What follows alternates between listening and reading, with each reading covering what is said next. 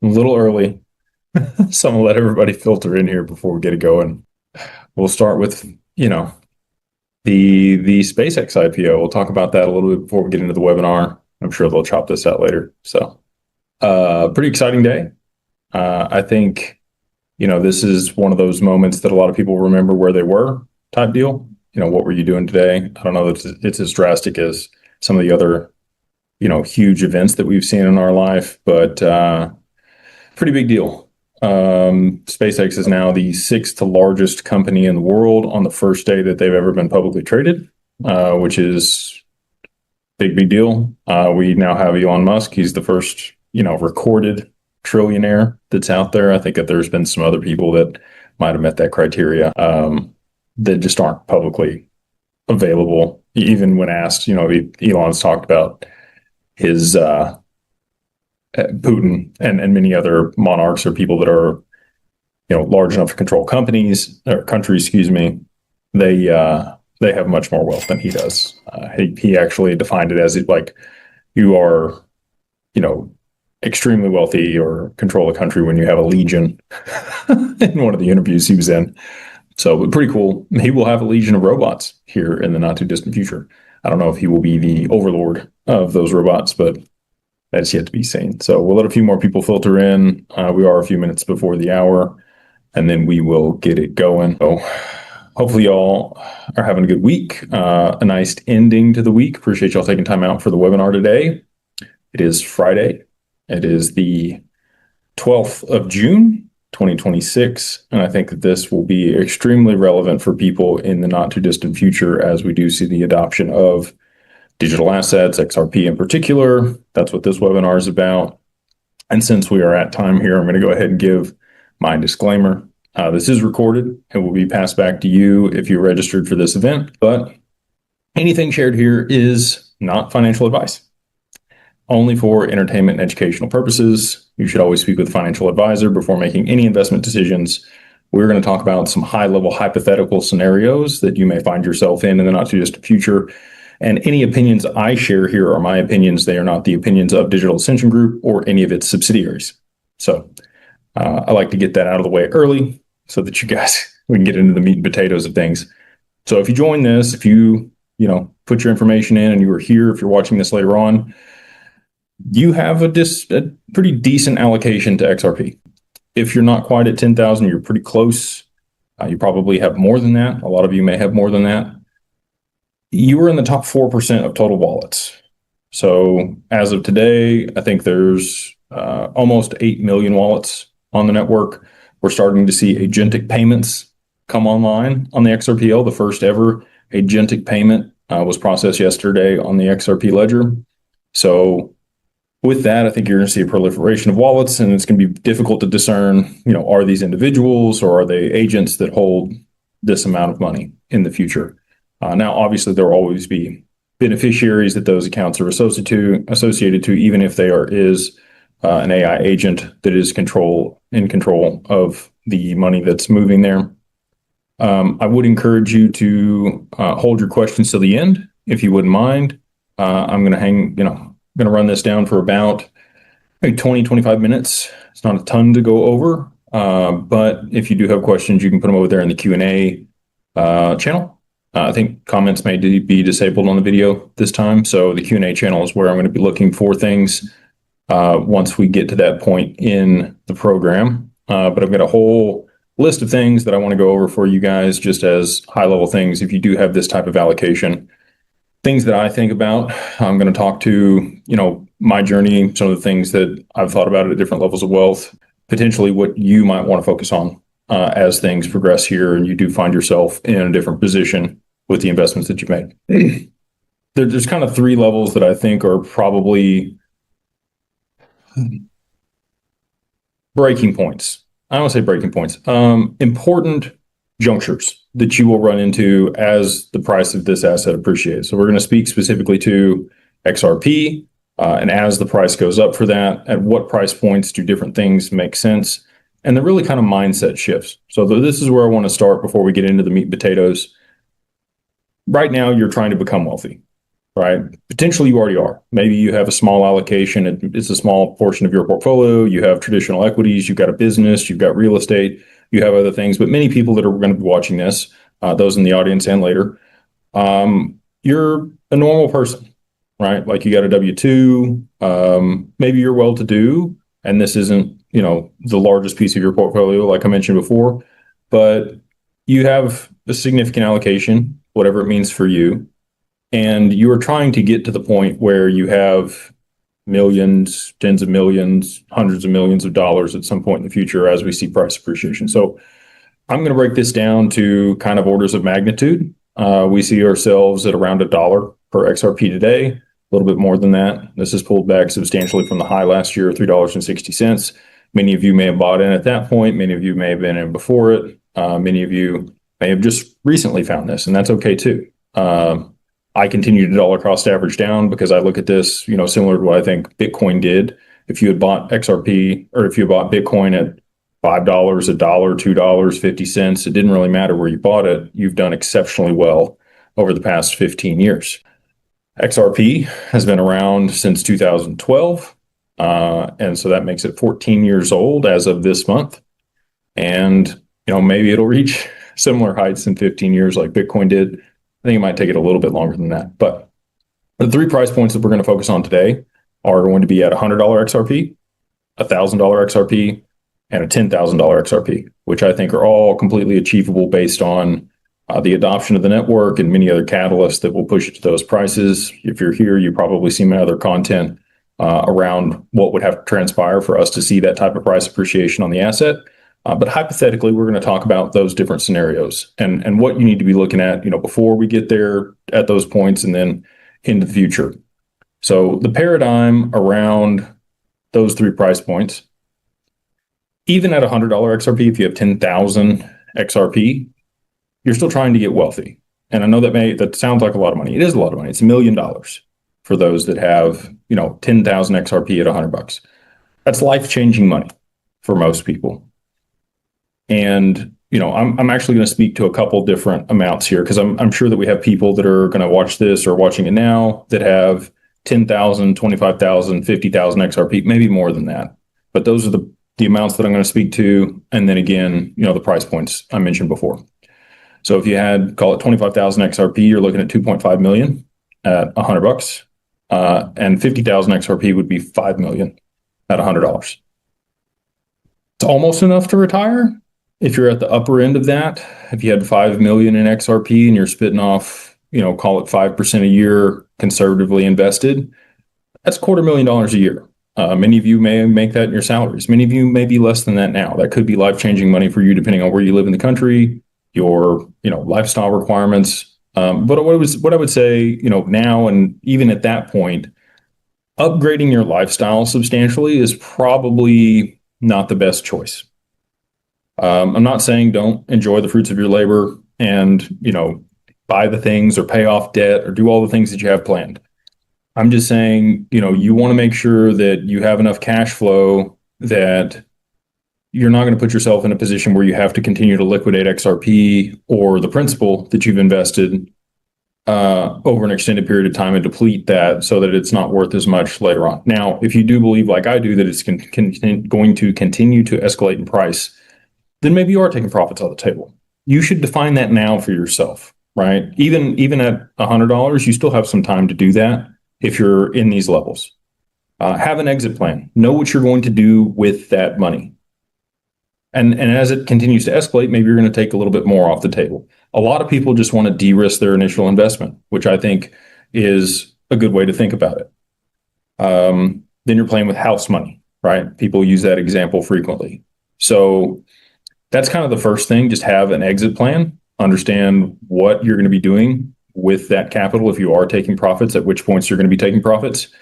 And also, you're going to have the ability to borrow against it. We're creating ways right now for people to be able to earn with their XRP. There's already DeFi protocols out there that have been structured to be able to do that. And we're working to build out assurances around that and other things to be able to mitigate the risk associated with DeFi so that people are more comfortable playing in that space in an institutional setting. The other thing that you want to think about at that point, and I don't know, it's probably not appropriate right now for people that are in this category, is establishing an LLC and trust, right? So there are some estate planning things that you might want to start looking at. If you're up the upper bound of that, around 50,000 XRP, even 30, 40,000 XRP, LLC might make sense for you. It's a cost to benefit, right? Would you rather buy more XRP or do other things with that money, or go ahead and pay for those services? We bring that down substantially compared to some of the other competitors in the market. There are people that are cheaper than us also. We don't charge a significant premium on those services. The LLC is $1,500.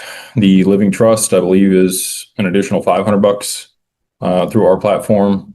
You do want to work with an estate attorney that understands crypto, right? There are few and far between out there when they're structuring entities. You want to make sure that the operating agreement and the trust agreement and everything else that's outlined in there for the maintenance of those entities and the ongoing, stewardship of the assets is structured in a way that you have that outlined in the documentation associated with those structures. And that might be something that you're considering right now. Like I've mentioned in the past, I really don't think it makes a ton of sense for people that have less than $50,000 to $80,000 in digital assets at this time. Because again, the cost of benefit, you could be buying more of the asset and still not put yourself in a position where you're upside down on the taxes when it appreciates. Now, if you think it's going straight to 1,000, which we'll get to in a second, that might be a different story. You probably want to go ahead and find an experienced CPA, somebody that is going to be able to help you mitigate taxes, look through your estate, structure these things the right way. We do have, partners that we refer people to out of Digital Ascension Group. But there are plenty of good attorneys and CPAs out there on the internet that have some experience in digital assets. Although it may not be XRP specifically, they may have dealt with Bitcoin or Ethereum or Solana, some of the other assets that we have seen substantial price appreciation on and where a bunch of liquidity has already flowed.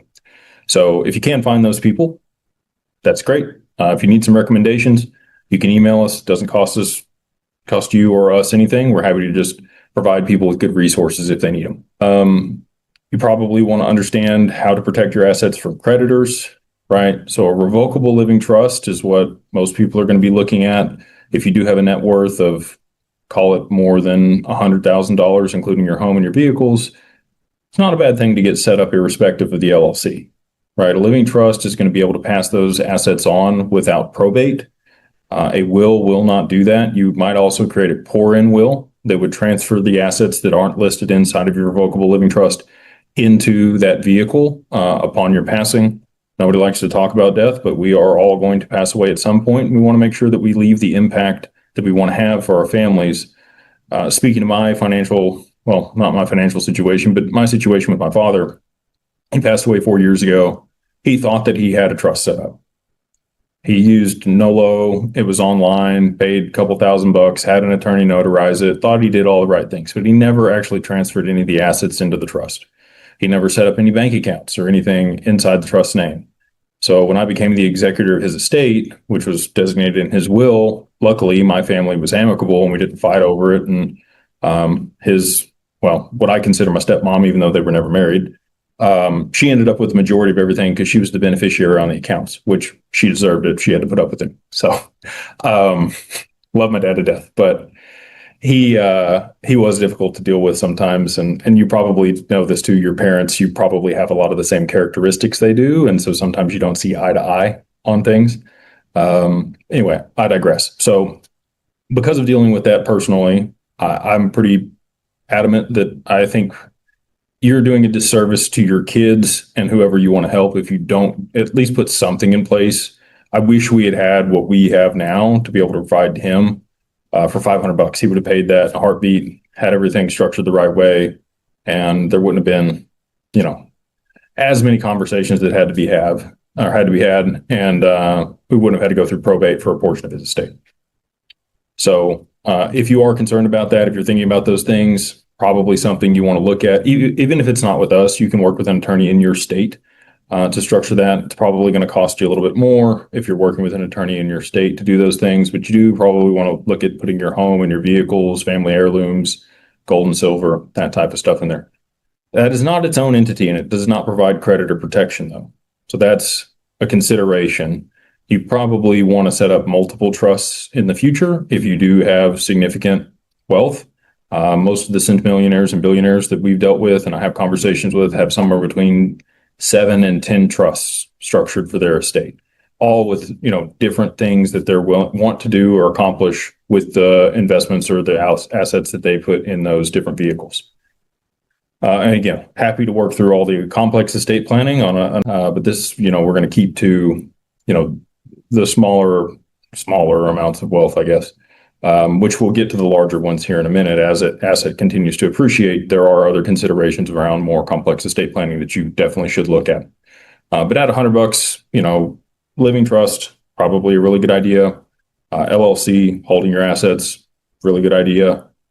Between the two, that's where you're going to get the creditor protection. So if the LLC is structured correctly and you have, all the documentation and you're doing your annual meeting minutes and board resolutions and all the stuff around that, it's going to provide you creditor protection. There's going to be a corporate veil that people won't be able to pierce if it's formed in the right jurisdiction. We do it in Wyoming. You're going to get really strong creditor protection. There's charging order protection there in Wyoming. A few other states that have that are South Dakota and Nevada. Delaware, there's a few of them that provide anonymity and the charging order protection. We choose Wyoming because it's the friendliest for digital assets. So, that's kind of at a high level, around $100, some of the things you should be looking at. You might also start to diversify, right? If you are going to take profits, and again, you understand what you're going to be doing with those profits, have an objective for those, have a plan. I'm going to be taking profits here. These are going to be the tax implications. This is how I'm going to invest it to be able to offset those. And once you have the cash flow to be able to supplement your lifestyle, that's when, I would recommend looking at taking on additional liabilities or financing things as that is appropriate. And again, I would strongly suggest also talking with a certified financial planner on all this stuff. We do have a full program at Digital Wealth Partners that outlines all these things. So, again, you're not alone. You have LLMs and AI and all this other stuff. But somebody that's been working on retirement planning for the majority of their life is probably going to be able to provide you some additional nuance and guidance that you're not going to get from a computer. So next level is going to be the $1,000, right? So, maybe we have a pit stop here or there. You have some things structured. We continue to see appreciation and adoption for the asset. And through that, we're going to continue to see people's net worths continue to climb. And at 10,000 XRP at $1,000, you're going to have $10 million. That's substantial. That is enough to be able to retire and quit your day job and park it and live off 5% almost anywhere in the nation. It's $500,000 a year in income. 25,000 XRP would be worth $25 million. Now we're creeping up on the gift tax threshold here in the US, which is $30 million between you and your spouse. If you're single, you're already over it with 25,000 XRP at $1,000 a piece. And then at the 50,000 XRP, you're over it. You're at $50 million. Whether you're married or not, doesn't really matter. It's going to be difficult for you to gift the whole amount out of your estate unless you have it inside of an LLC. And one of the benefits there is you can get a 409A valuation done on the corporation that holds those assets. And you would think, okay, the valuation of the company is the underlying asset, so that's what the value of the company is. Well, if you gift small portions of equity to other family members or people that you want to take care of, you can actually get a reduction in the valuation of the company. Even if it holds $50 million worth of an asset, you might get a 25 to 35% reduction in the total value that that company is worth on paper, which is a 409A tax valuation. Then, once you have that valuation, you might be able to gift all of the equity into an irrevocable trust, which should be one of the considerations that you have around that time. When you are approaching the gift tax threshold or are over the gift tax threshold, protecting your assets, the legacy that you want to leave, understanding what that's going to look like. Hopefully that's purpose driven. I think a lot of people on this webinar and those that watch it later will likely have strong passions around helping other people, creating value in society, giving back, solving problems for the world, creating solutions that, are near and dear to your heart for things that you've experienced in your life that may have been difficult. So if you have a family member that has a certain disease, if you have a certain problem and you want to start a business, if you see a foundation and they're not allocating capital the way that you think that that serves whatever purpose you want to provide to the U.S. government, and that's either going to be on your own volition or you're going to be donating that money to the government through taxes, and they're going to get to do whatever they want to with it, whether you have any say so or not. So most people tend to want to take that money on their own and do something with it. If you are going to make charitable donations, some of the considerations around that, your income is what these percentages are predicated off of. So if you want to donate to a public charity, your income that year in cash, you can donate up to 60% of your total income that year to a public charity. As far as an in-kind transfer, so if you wanted to move the crypto into a public charity, it's only going to be 30% that you're able to move in there. And again, that's predicated on the amount of money you made over the year, not the total amount of assets that you have. If it's a private foundation, those are truncated even more.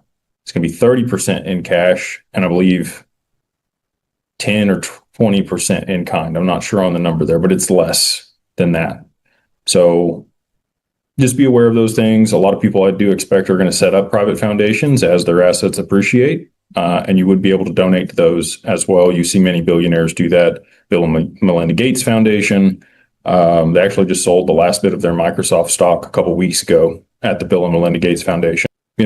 There's lots of tools out there that you might be considering at that point. You would, again, want to work with a tax attorney or an advanced estate planner that's familiar with crypto to make sure that you're structuring that the right way. I know enough to be dangerous. I operate at a high level. I understand a lot of the tools and mechanisms by which they work, but I can't provide you any specific advice around that. You would rather have a conversation with an attorney than me anyway. So the mindset shift here is no longer becoming wealthy. You're wealthy. You've got 10 million, 25 million, $50 million. How do you continue to protect this and steward it is really what you're going to be looking at. And if you are setting up a irrevocable trust, I would encourage you, part of our process that we have is setting up a family constitution, mission statement, core values, principles, governance around how that money is going to be passed on and how it should be used, who has access to that money when, inside of the trust, how, under what parameters the distribution trustee and the trust protector can make changes, how the assets can or won't be distributed, if you're going to touch the principal, if you're not.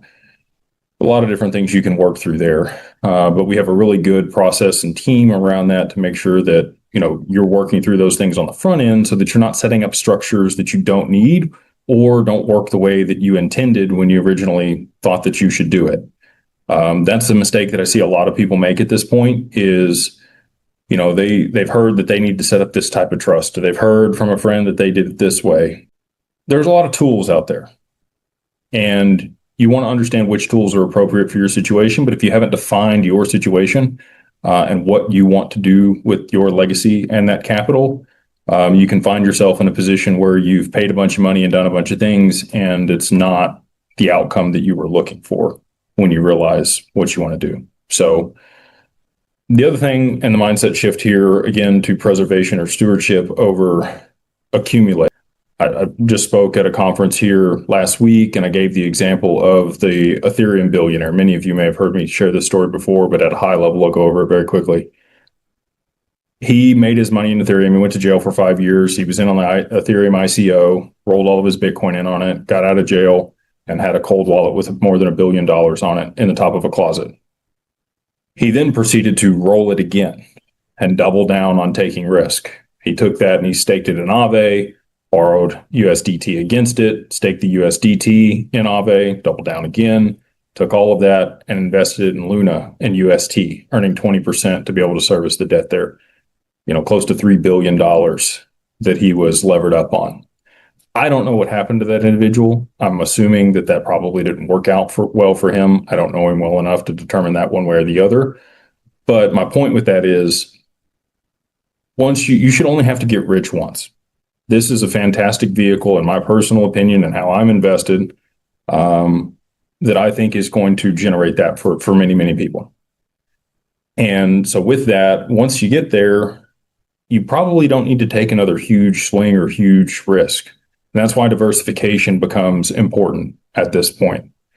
Now, again, I have my opinion that XRP will become a tier one asset designated by the BIS and will be riskless, right? It'd be like owning, a treasury that continues to appreciate over time and grow in value, which has never existed in the past. It's a completely new financial vehicle.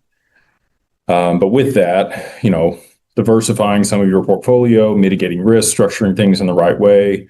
You might work with a financial advisor to structure options around this. So what that means is many people that hold large stock positions, they will sell calls and puts on like a collared position on the asset.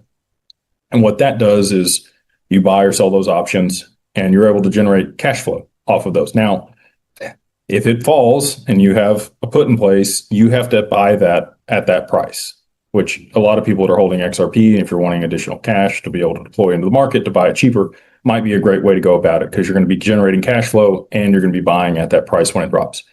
The other side is you can sell calls and generate premium. And when the price rises, they will take your XRP, right? So there's a couple different ways that you can go about it. Again, you would want to work with a financial advisor. These are sophisticated things. Options are only available to people that are QPs or qualified purchasers that have more than a $5 million net worth. The other thing that I didn't mention, a little bit earlier on the smaller amounts is just educating yourself. And that's what you guys are doing here. You're coming to this webinar. You're curious. You want to understand more about these things, how to make sure that you're preserving your wealth. And, I applaud you. I appreciate that you're taking time out. And this is exactly what I think most people in that position need to be doing, because I do think this is coming quicker than a lot of people anticipate. So do you want to look at a family office at this point? Multifamily office really kind of starts around $20 to $50 million. Maybe you want to set up some bill pay, some concierge service. Maybe you want to, have somebody plan your travel, the high life. Right. Again, this is all predicated on what you want your lifestyle to be. Those are not necessities. They are wants a lot of the time. They are nice to have because you don't have to think about things. You can just enjoy life with your family. And if somebody else is being paid to do that, a small amount in comparison to the quality of life that they're providing you, then maybe it's a good trade. A lot of people have traded time for money. And at this time, I think that'll switch for a lot of people where they're trading money for time, because you'll have it to do it. So is it a good time to set up a family office? You're kind of already doing that if you do the estate planning with us. Is setting up a family compass or family charter is really kind of the crux of what a family office is. Builds in governance and continuity, defines how the investments are going to be used over the duration of time that your family's around or what legacy you want to leave. So you'll have the beginnings of that, but a single family office generally requires at least 100 million or more in net worth. And that's really kind of the next level here. So aside from setting up a family office or not, you probably still want to get all the professionals that you might use inside your family office when you're worth 10, 20, $50 million. CPAs, tax attorneys, estate planners, wealth management, insurance. Insurance is a fantastic vehicle to be able to mitigate taxes and pass wealth on. We've seen the Rockefellers and many others use that. They actually built the financial products that exist in the insurance market today for those purposes. So again, and at that point, you might want to borrow against your assets too, right? That's another great tax advantage way to be able to get access to liquidity, to live your lifestyle, do other things, infinite banking. If you don't know what that is, I would do some research and start to understand what that looks like inside insurance policies. We wrote a whole book on it, crypto, infinite banking. You just, put it in Google, type my name in there and it'll come up. And if you want to read that book, it's a long read, but it will give you really good context around the concept itself, and then also how to apply that to your digital assets as they appreciate in value. And then lastly, well, not lastly, but the last price point, right, is that $10,000 XRP. And I do think that we will see that in the not too distant future, next couple of years, predicated on the fact that XRP ends up being the back end for settlement of the derivatives market. Derivatives market today, they don't have an actual quantitative value for it. Those analysts that have reviewed it provide that it's somewhere between 800 trillion and $4 quadrillion. There's no specific number because there's so many bets on bets on bets that are out there that it's difficult to quantify, and banks can't really understand their full exposure to derivatives. And that's why this is paramount that it moves on chain. And I do think that XRP, again, if it's tier one collateral, will be used to be able to be the basis for a lot of those positions that they're taking. The banks and institutions will be. Ripple and Hidden Road and a lot of those things that you're seeing happen right now tend to lead to that outcome. So